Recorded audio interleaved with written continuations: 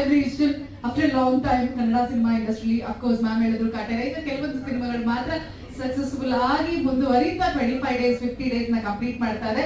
So Madeva ಸಿನಿಮಾದ ನಿಮ್ಮ ಪಾತ್ರ ಆಫ್ಕೋರ್ಸ್ ಚಾಲೆಂಜಿಂಗ್ ಆಗಿರುತ್ತೆ ನಿಮ್ಗೆ. ಸೊ ಹೇಗಿತ್ತು ಇವತ್ತಿನ ಸಂತಸವನ್ನ ಕೂಡ ನಮ್ಮೊಟ್ಟಿಗೆ ಹಂಚ್ಕೊಳ್ಬೇಕಾಗಿ ಅನಿಸ್ಕೊಳ್ತಾ ಇದ್ದೀವಿ. ಬಹುಶಃ ಹಲವಾರು ಸಂದರ್ಭ ಎಲ್ಲರಿಗೂ ನಮಸ್ಕಾರ. ಹಲವಾರು ಪ್ರೆಸ್ ಮೀಟ್ಗಳಲ್ಲಿ ವೇದಿಕೆಗಳಲ್ಲಿ ಮಾದೇವ ಸಿನಿಮಾದ ಬಗ್ಗೆ ನಾವು ಹಂಚ್ಕೊಂಡಿದ್ದೀವಿ. ಬಹುಶಃ ನಾವು ತುಂಬಾನೇ ಮಾತಾಡಿದ್ವಿ. ಇನ್ನು ಸಿನಿಮಾ ಮಾತಾಡಿದೆ 25 ದಿನ ಅಂತ ಇದೊಂದು ಕಾರ್ಯಕ್ರಮ ಮಾತಾಡ್ತಾ ಇದ್ವಿ. ಎಲ್ಲರಿಗೂ ತುಂಬಾ ಹೆಮ್ಮೆ ಪಡುವಂತಹ ಒಂದು ಸನ್ನಿವೇಶ ಇದು. ಬಹುಶಃ ನನಗೆ ಈ ಒಂದು ಸಂದರ್ಭದಲ್ಲಿ ಅನಿಸ್ತಾ ಇರೋದಿಷ್ಟೇ, ಒಂದು ಒಳ್ಳೆ ಸಿನಿಮಾ ಮಾಡಿದ್ವಿ, ಪ್ರತಿಯೊಂದು ತಂಡಕ್ಕೂ ನಾವು ಮಾಡಿರೋ ಸಿನಿಮಾ ದಿ ಬೆಸ್ಟ್ ಅಂತ ಅನ್ಸುತ್ತೆ. ಎಲ್ಲ ಒಳ್ಳೆ ಕಲಾವಿದರು ಚೆನ್ನಾಗಿ ಆಕ್ಟ್ ಮಾಡಿದ್ರು ಅಂತ ಅನ್ಸುತ್ತೆ. ಆದ್ರೆ ಆ ಸಿನಿಮಾನ ಜನರಿಗೆ ತಲುಪಿಸೋವರೆಗೂ ನಮ್ಮ ಪರಿಶ್ರಮ ಇದೆಯಲ್ಲ, ಅಲ್ಲಿ ಎಲ್ಲೂ ನಾವು ಸೋಲ್ಬಾರ್ದು. ಒಂದು ಸಿನಿಮಾ ಮಾಡಿ ಮುಗಿದ ತಕ್ಷಣ ನಮ್ಮ ಜವಾಬ್ದಾರಿ ಮುಗೀತು ಅಂತ ಅಲ್ವೇ ಅಲ್ಲ. ಈಗಿನ ಸಂದರ್ಭಗಳಲ್ಲಿ ಮೊದಲು ಹಂಗಿತ್ತು, ಒಂದು ಸಿನಿಮಾ ಕುಂಬಳಕಾಯಿ ಹೊಡೆದ್ಬಿಟ್ರೆ ಆ ಸಿನಿಮಾ ರಿಲೀಸ್ ಆಗಿದೆ ನಮ್ಗೆ ಗೊತ್ತಾಗ್ತಾ ಇರಲಿಲ್ಲ. ನಮ್ಮ ಟೈಮಲ್ಲಿ ಒಂದು ಸೆಲೆಬ್ರಿಟಿ ಶೋ ಇರ್ತಿರ್ಲಿಲ್ಲ, ಪ್ರೆಸ್ ಮೀಟ್ಗಳಂತೂ ತುಂಬಾ ಇರಲ್ಲ. ನಮಗೆ ಎಲ್ಲ ರಿವ್ಯೂಸ್ಗಳು ಬರೆದ್ರೆ ಶುಕ್ರವಾರ ಭಾನುವಾರ ಪೇಪರಲ್ಲಿ ಮೀಡಿಯಾದವ್ರು ಏನು ಬರ್ದಿದ್ದಾರೆ ನಮ್ಮ ಬಗ್ಗೆ ಅಂತ ನಾವು ಹುಡುಕ್ತಾ ಇದ್ವಿ.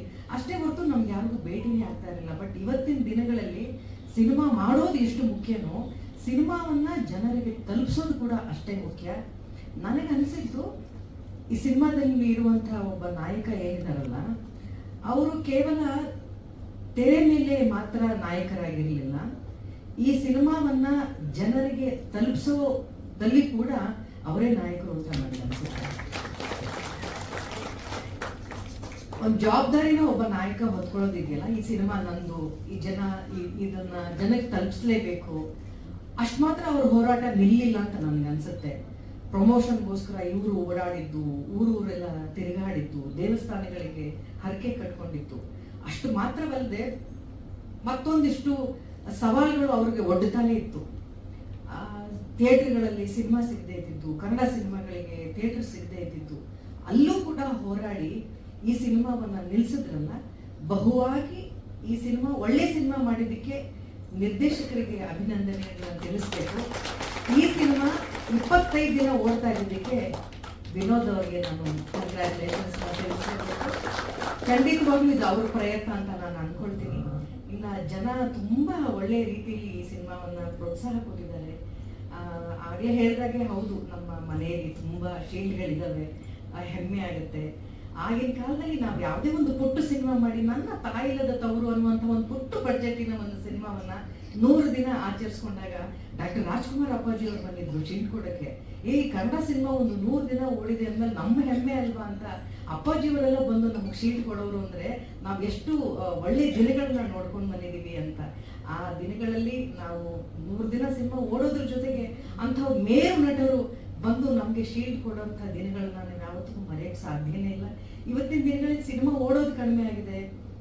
25 ವಾರ ಸಿನಿಮಾಗಳೆಲ್ಲ ನಮ್ಮ ಜೀವನದಲ್ಲಿ ನೋಡಿದ್ದೀವಿ. ಇವತ್ತು 25 ದಿನ ಅನ್ನೋದೇ 25 ವಾರಕ್ಕೆ ಸಮ ಆಗಿ ನಿಂತಿದೆ.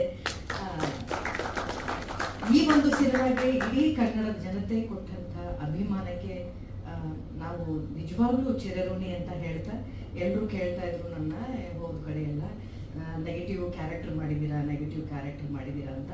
ನನಗೆ ಅನಿಸಿತ್ತು ನೆಗೆಟಿವ್ ಕ್ಯಾರೆಕ್ಟರ್ ಮಾತ್ರ, ಆದರೆ ಸಿನಿಮಾದಲ್ಲಿ ಪ್ರಸ್ತುತವಾಗಿ ಉಳ್ಕೊಳ್ಳೋದು, ತೆರೆಯ ಮೇಲೆ ವಿಭಿನ್ನವಾದಂಥ ಪಾತ್ರಗಳು ಮಾಡೋದಿದೆಯಲ್ಲ, ಅದಕ್ಕಿಂತ ದೊಡ್ಡ ಪಾಸಿಟಿವ್ ರೋಲ್ ಇಲ್ಲ ಅಂತ ನನಗೆ ಅನ್ಸುತ್ತೆ.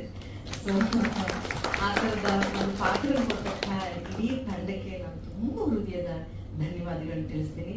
ಅಷ್ಟು ಮಾತ್ರ ಅಲ್ಲ, ಈ ಸಿನಿಮಾಗೆ ತುಂಬ ದೊಡ್ಡ ಬೆನ್ನೆಲುಬಾಗಿ ನಿಂತಿದ್ದು ಹಲವಾರು ವಾವ್ ಫ್ಯಾಕ್ಟರ್. ಈ ಸಿನಿಮಾಗಳಲ್ಲಿ ವಿನೋದ್ ಅವರು ತುಂಬಾ ವಿಶೇಷವಾಗಿ ಅವರ ತಂದೆ ಪ್ರಭಾಕರ್ ಅನ್ನೋದನ್ನ ಎಲ್ಲರೂ ನಾವು ಮರೆಯೋಕೆ ಸಾಧ್ಯ ಇಲ್ಲ. ಅವಾಗ ಎಲ್ಲ ಜ್ಞಾಪಿಸ್ಕೊಳ್ತಾನೆ ಇರ್ತೀವಿ ಪ್ರತಿ ಫ್ರೇಮ್ ಅಲ್ಲಿ. ಆದ್ರೆ ಒಬ್ಬ ಮಗನಾಗಿ ಅವರ ತಂದೆಯನ್ನ ಜ್ಞಾಪಿಸಿದ್ದಿದೆಯಲ್ಲ, ಆ ಜವಾಬ್ದಾರಿ ಅವ್ರನ್ನ ಹೊತ್ತಿದ್ದಿದೆಯಲ್ಲ, ಅದು ತುಂಬಾ ವಿಶೇಷವಾಗಿತ್ತು.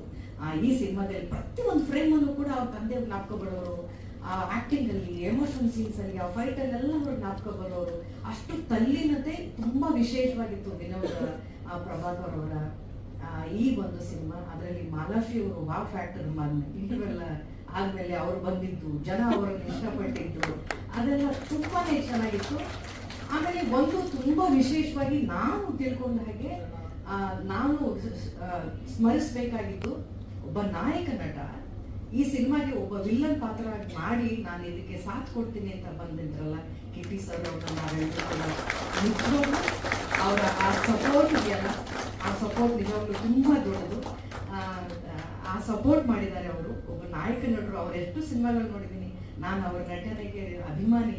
ಗೌಡ್ರು ಅನ್ನೋ ಸಿನಿಮಾದಲ್ಲಿ ನಾನು ಅಳಿಯನ ಪಾತ್ರ ಮಾಡಿದ್ರು. ನಾನು ಆಗ್ಲೇ ಹೇಳ್ತಾ ಇದ್ದೆ, ನೀವು ತುಂಬಾ ದೊಡ್ಡ ಕಲಾವಿದರಾಗಿ ಬೆಳಿತೀರಿ ಅಂತ.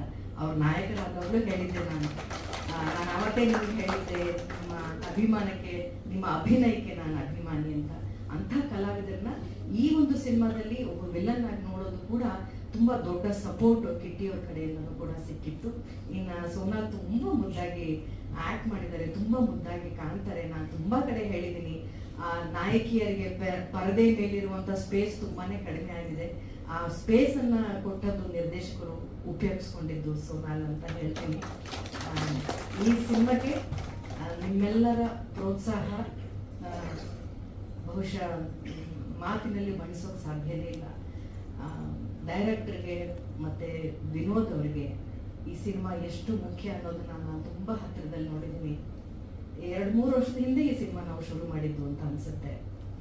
ಶೂಟಿಂಗ್ ಸ್ಪಾಟ್ ಅಲ್ಲಿಂದ ಹಿಡಿದು ಶೆಡ್ಯೂಲ್ ಬ್ರೇಕ್ ಆದಾಗ್ಲಿಂದ ಹಿಡಿದು ಪ್ರತಿದಿನ ನಾನು ಶೂಟಿಂಗ್ ಸೀನ್ ಮುಗಿದಾಗ್ಲೂ 1 ಗಂಟೆ ನಾವಿಬ್ರು ಫೋನಲ್ಲಿ ಮಾತಾಡ್ತಾ ಇದ್ವಿ.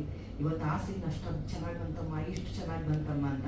ಅದಾದ್ಮೇಲೆ 1 ವರ್ಷ ಎಲ್ಲೂ ಇರ್ತಾನೆ ಇರಲಿಲ್ಲ. ಮತ್ತೆ ಒಂದಿನ ಯಾವ್ದೋ ಶೂಟಿಂಗ್ ಅಲ್ಲಿ ಹೋದಾಗ ಮತ್ತೆ ಗಂಟೆ ಫೋನಲ್ಲಿ ಮಾತಾಡ್ತಾ ಇದ್ವಿ. ಅಂದ್ರೆ ಒಂದು ಒಳ್ಳೆ ಸಿನಿಮಾಗೋಸ್ಕರ, ಒಂದು ಒಳ್ಳೆ ಕೆಲಸಕ್ಕೋಸ್ಕರ ಅವರಲ್ಲಿದ್ದಂಥ ತುಡಿತ ಇದೆಯಲ್ಲ, ಆ ತುಡಿತಾನೆ, ಅದರ ಪ್ರತಿಫಲನೆ ನಾವಿವತ್ತು ಇಲ್ಲಿ ನಿಂತಿದ್ದೀವಿ 25ನೇ ದಿನದ್ದು ಅಂತ ನನಗೆ ಅನ್ಸುತ್ತೆ. ಈ ತುಡಿತ, ಈ ಪ್ರೀತಿ, ಈ ಶ್ರದ್ಧೆ ನಿಮ್ಮನ್ನ ಇನ್ನೂ ಎತ್ತರಕ್ಕೆ ಕರ್ಕೊಂಡು ಹೋಗುತ್ತೆ ವಿನೋದ್. ನೀವು ಆಗ್ಲೇ ಹೇಳ್ತಾ ಇದ್ರಿ 23 ವರ್ಷದ ನನ್ನ ಶ್ರಮ ಅಂತ ನೀವು ಕಣ್ಣಲ್ಲಿ ನೀರು ತುಂಬಿಕೊಳ್ತಾ ಇದ್ರಲ್ಲ. ಬಹುಶಃ ಇನ್ನು 25 ವರ್ಷ ಇನ್ನು ಮುಂದಕ್ಕೆ ನಿಮ್ಮ ಜೀವನದಲ್ಲಿ ಆನಂದ ಬಾಷ್ಪ ಮಾತ್ರ ಬರಲಿ ಅಂತ ನಾನು ಆ ಭಗವಂತ ನಾನು ಬೇಡ್ಕೊಳ್ತೀನಿ. ಇಡೀ ತಂಡಕ್ಕೆ ಒಳ್ಳೊಳ್ಳೆ ಗಾಯಕರು ಎಲ್ಲ ಬಂದಿಷ್ಟೊತ್ತು ಹಾಡಾಡಿದ್ರು.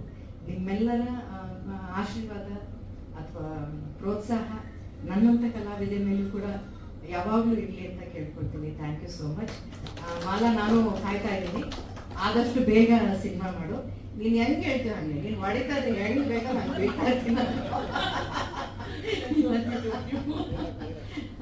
ಅವ್ರ ಜೊತೆ ನಿಲ್ಲೋದೇ ಒಂದು ಅಂತರ. ನಾನು ಅವ್ರ ಜೊತೆ ಸಿಂಧೂರು ತಿಲ್ಕ ಮಾಡಿದಾಗ ಇವ್ರು ಶಾರ್ಟ್ಗಳು ಬಂದಾಗೆಲ್ಲ ನಮ್ನೆಲ್ಲ ಅವ್ರ ಕಾಂಬಿನೇಷನ್ ಶಾರ್ಟು ತೆಗಿತಾ ಇರಲಿಲ್ಲ. ಯಾಕಂದ್ರೆ ಅವ್ರು ಅಷ್ಟು ಬಿಸಿ, 2 ಫ್ರೇಮಲ್ಲಿ ಆಕ್ಟ್ ಮಾಡ್ಬಿಟ್ಟು ಇನ್ನೊಂದು ಸಿನಿಮಾ ಹೊಟ್ಟೋಗ್ಬಿಡೋರು. ಇವ್ರು ಹೋದ್ಮೇಲೆ ನಾವು ಆ ಸಿನಿಮಾದಲ್ಲೆಲ್ಲ ನಾವು ಒಟ್ಟಿಗೆ ಆಕ್ಟ್ ಮಾಡಿದೀವಿ ಅಂತ ಸಿನಿಮಾ ನೋಡಿದ್ಮೇಲೆ ಗೊತ್ತಾಗಿದ್ದು ನನಗೆ. ನನ್ನ ಮಾತ್ರ ಸಪ್ರೇಟ್ ಆಗಿ ಆಗ್ಬಿಟ್ರು. But it's so happy that Kitty ಅವ್ರ ಸರ್ಟಿಫಿಕೇಟ್ ಹೇಳ್ಬೇಕು. Thank you. Will I also one of the part ನೀವು ಆಕ್ಟ್ ಮಾಡಿರೋ ಪಿಕ್ಚರಲ್ಲಿ. So nice. Thank you so much, sir.